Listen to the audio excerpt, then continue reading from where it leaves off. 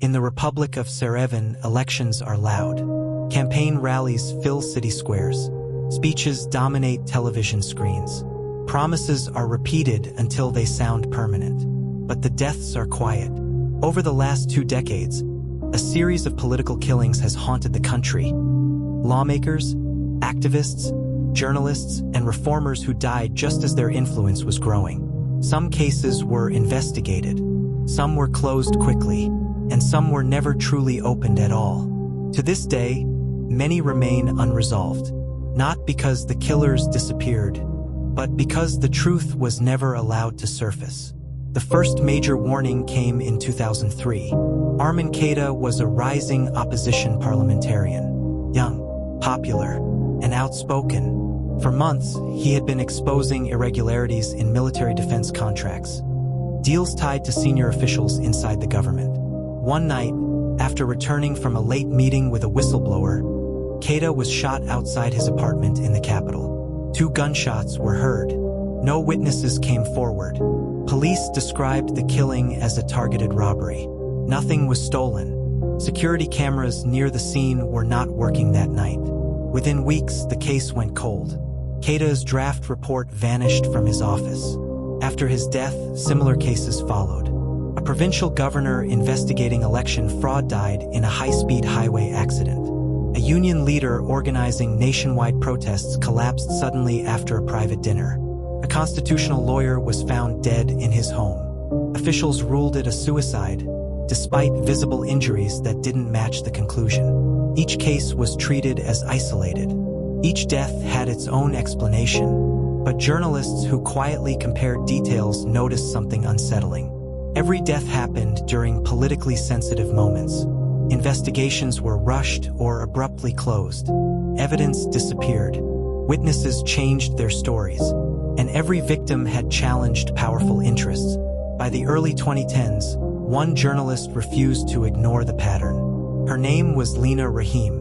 Rahim began documenting the killings in a series she called The Silent Ballot. She uncovered internal police memos suggesting political pressure to avoid certain suspects.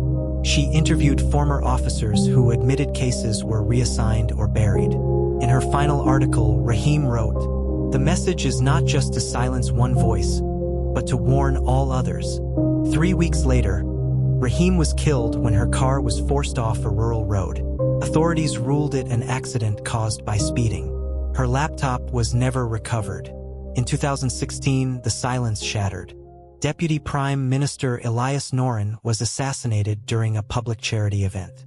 The shooting happened in front of cameras. The suspect was killed at the scene. Officials immediately labeled him a lone extremist. But leaked forensic reports later told a different story. Multiple bullet trajectories. A delayed emergency response.